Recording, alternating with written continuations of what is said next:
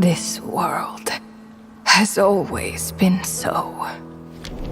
Life abides no reason, for none are born by their own consent. Death abides no reason, for it cannot be defied, even by those who see it coming. Time abides no reason, for it deprives us all equally, yet brooks not a second to be reclaimed. Space abides no reason.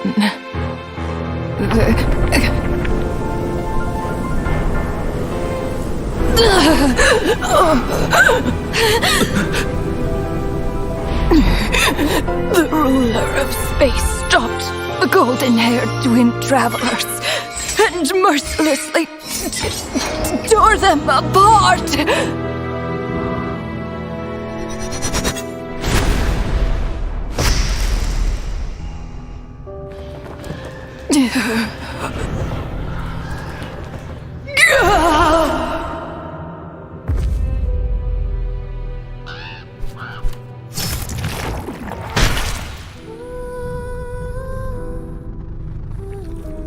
The beer... No. This looks more like Rhindaughter's doing. Please don't litter other people's spaces with your bizarre creations. Unsurprisingly, all life here has been rendered unstable, tainted by the ruler of space. I have seen enough to know that repeating this experiment would be fruitless.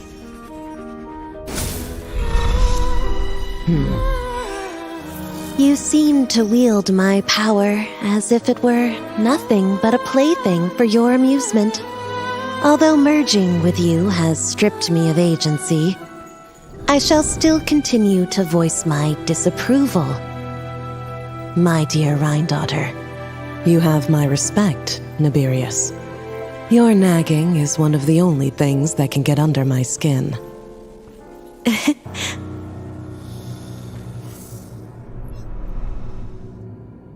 And you, Istaroth? Why did you bestow history upon them? I had to find some way to pass the time, did I not? After all, it's clear that Asmodee is not here. Well, perhaps you could share your input a little earlier next time. But you're right. There's no trace of Asmodee here. Where has she gone? Anyway, it's time I put this space out of its misery.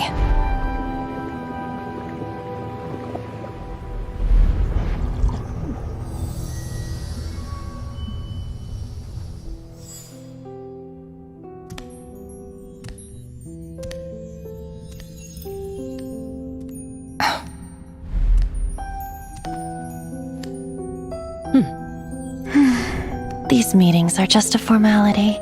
Does it really matter that only 3 of us are here? I, for one, think that we should find her. Since the Heavenly Principles cast us as shades, not one of us has ever missed a meeting. What if she just switched sides?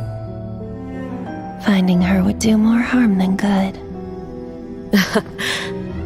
Now there's an interesting idea. Better than being devoured. Just switched sides? You make it sound like such a trivial affair. We are shades, shadows of the Heavenly Principles. It's unthinkable. Unless she loves her new master more than her own self. Renova, do you know that you're being watched? By whom? Whose gaze could pierce this far?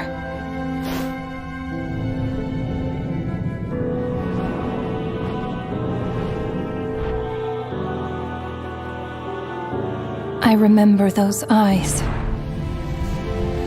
It was just before I placed the curse of immortality.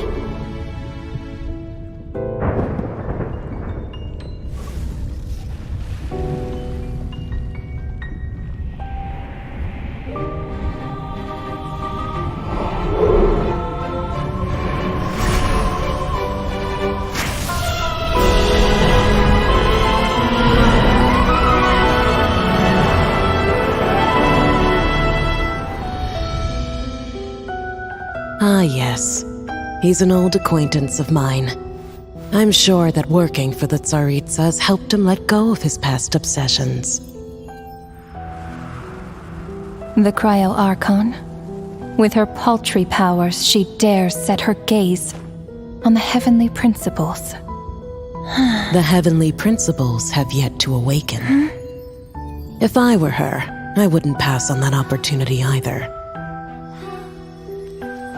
My dear Rhine daughter, you know I cannot allow you to think that way.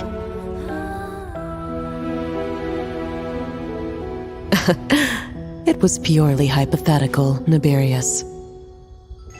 For lack of a direct order, I say it's time we intervened. Of course, to the extent permitted by the rules.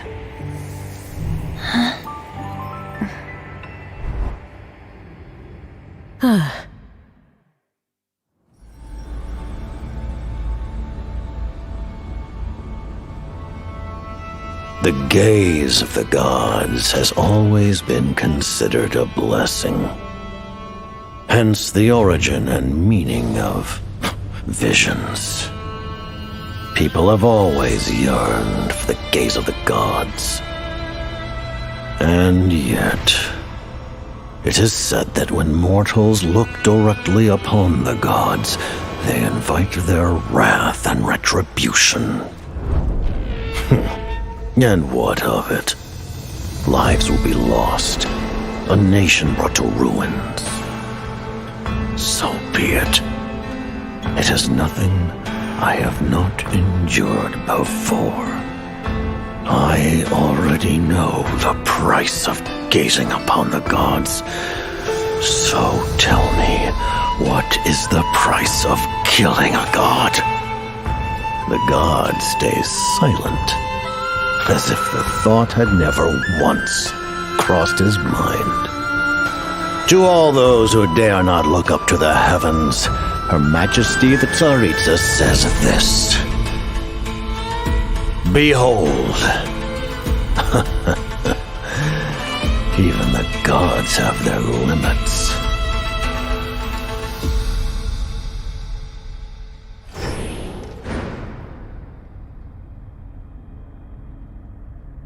Inspection over. Return to your posts. Make sure the Frostmoon Scions don't pose a threat. Per the Pale Star Edict, we are to retrieve the damselette from Nod Cry, whatever it takes.